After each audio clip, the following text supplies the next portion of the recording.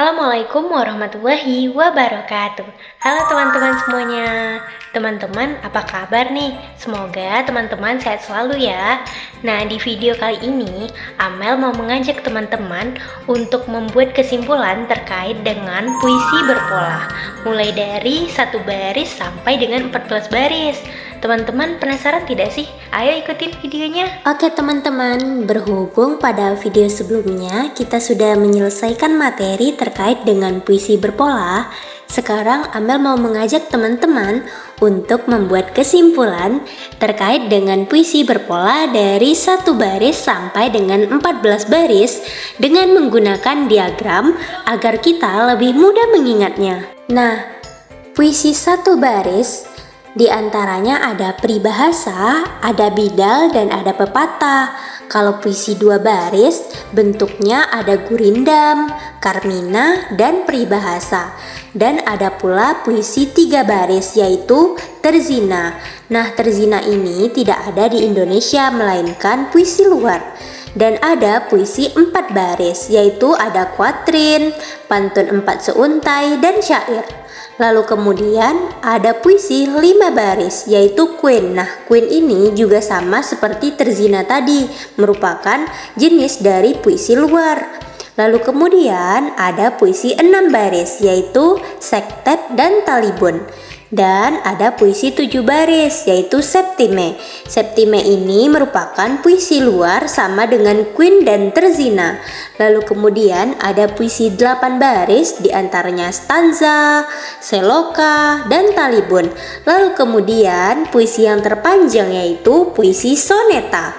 Nah, puisi 1 baris ini adalah karya sastra yang isinya hanya terdiri dari 1 baris saja. Di antaranya ada peribahasa, bidal, atau pepatah. Karena biasanya pepatah, peribahasa, dan bidal ini dituturkan secara spontanitas pada zaman dulunya. Maka dari itu, biasanya barisnya singkat saja. Contohnya, sanggup bicara banyak tapi hasilnya tak berarti. Kita bahas yang kedua ya, yaitu puisi 2 baris. Ada distikon, gurindam, karmina, dan peribahasa. Nah, kalau gurindam, karmina, dan peribahasa ini kan merupakan puisi asal Indonesia. Yang asing istilah di sini adalah distikon.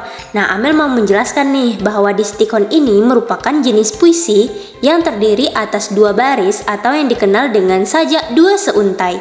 Contohnya yaitu puisi cinta karya Amelia Putri. Di bawah rembulan bersinar gemilang, cinta kita tumbuh tak akan pudar. Lalu kemudian teman-teman ada puisi 3 baris nih. Nah, puisi 3 baris ini adalah puisi yang tidak ada di Indonesia. Namun terdapat bentuk puisi luar yang isinya 3 baris dinamakan dengan terzina. Untuk saat ini terdapat beberapa pengarang Indonesia yang membuat karya puisi 3 baris, yaitu Djoko Pinurbo. Nah, terzina adalah puisi luar yang terdiri dari 3 baris atau biasa disebut dengan puisi 3 seuntai. Contohnya puisi Senyum Ayah karya Amelia Putri, yang mana berbunyi, senyum di bibirmu terpancar seakan semuanya ringan, beban dalam hatimu tak sedikit pun kau suarakan. Aku melangitkan doa bahagia yang semoga menyentuh hatimu ayah. Kita lanjut ya teman-teman.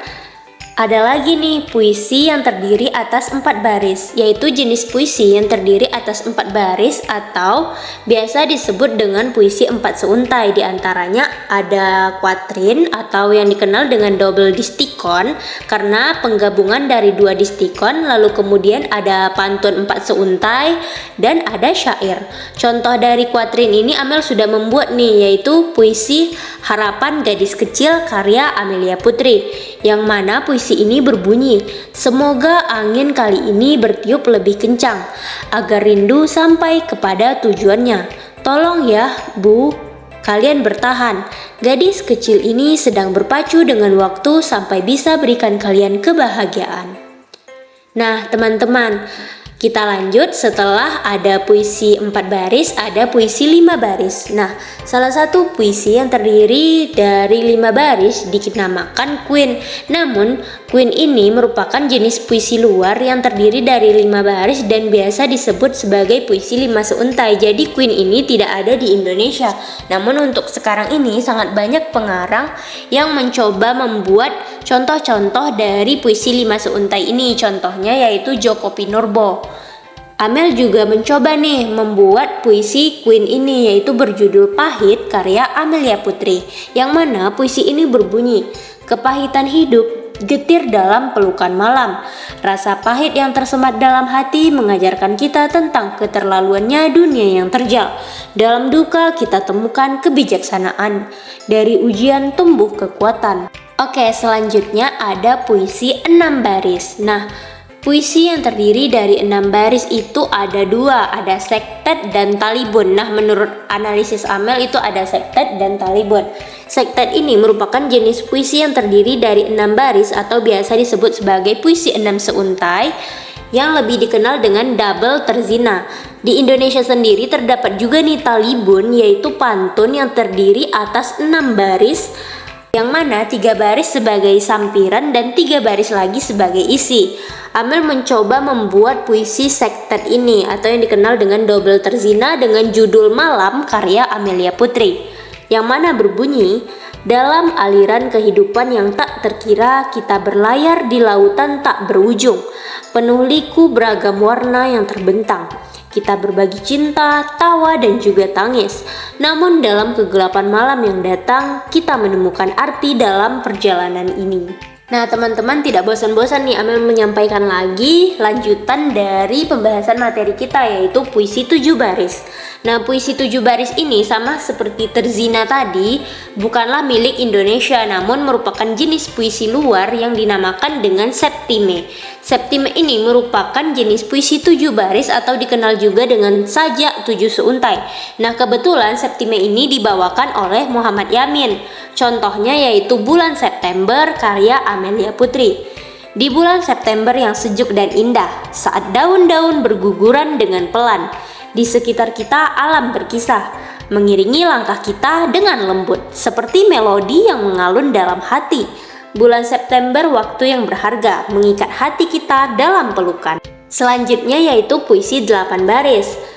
Nah, terdapat stanza atau yang dikenal dengan double quatrain, lalu kemudian ada juga nih seloka yang merupakan puisi 8 baris dan talibun. Nah, puisi 8 baris adalah jenis puisi yang terdiri dari 8 baris dan disebut sebagai puisi 8 seuntai.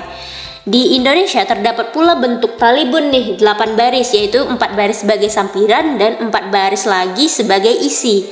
Contoh dari stanza ini sudah Amel coba untuk buat, yaitu berjudul Kenangan karya Amelia Putri. Di bawah cahaya bulan yang bersinar, bunga-bunga malam bermekaran indah. Dalam keheningan malam yang tenang, bisikan angin berbisik merdu. Bintang-bintang di langit berkelip gemilang, seperti berlian dalam gaung malam. Di malam ini hati pun merenung, mengenang kenangan yang tak terlupakan.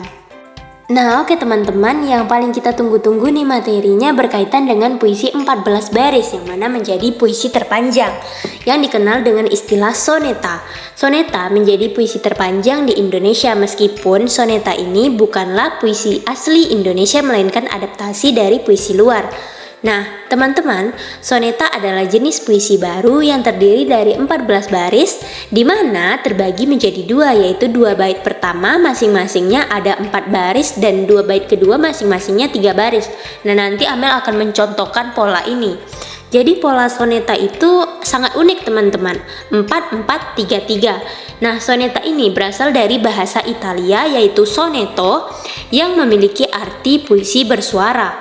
Soneta di Indonesia masuk melalui Belanda dan pertama kali diperkenalkan oleh Muhammad Yamin serta Rustam Effendi, yang karena hal itu kedua pengarang ini disebut sebagai pelopor dan bapak soneta Indonesia.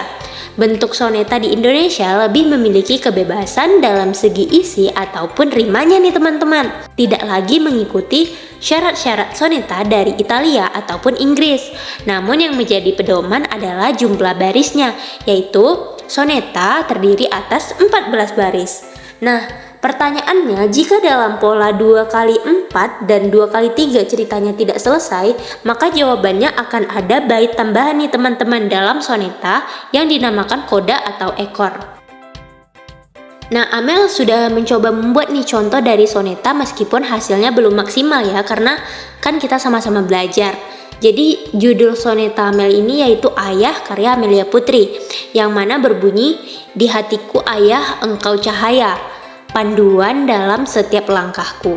Kau berikan kasih tanpa batas, kala malam tiba kau bawakan mimpi, tentang dunia yang luas indah berseri. Dalam pelukanmu aman dan tulus, kau bisikkan kata-kata bijak dan ceria, kesetiaan, kebijaksanaan, dan bakti. Dalam setiap nasihat dan cerita, kau tanamkan nilai-nilai suci, meski waktu terus berlalu perlahan. Tak pernah kau lelah, kau ajarkan arti kasih tanpa syarat. Ayah, kuucapkan aku menyayangimu. Nah, di sini kan terlihat nih dari gambaran ini ada pola bait 4433. Sekian dulu ya video pembelajaran kita kali ini. Semoga kita berjumpa lagi pada konten-konten yang tidak kalah menarik. Assalamualaikum warahmatullahi wabarakatuh. Tetap semangat dan jaga kesehatan ya teman-teman. Bye-bye.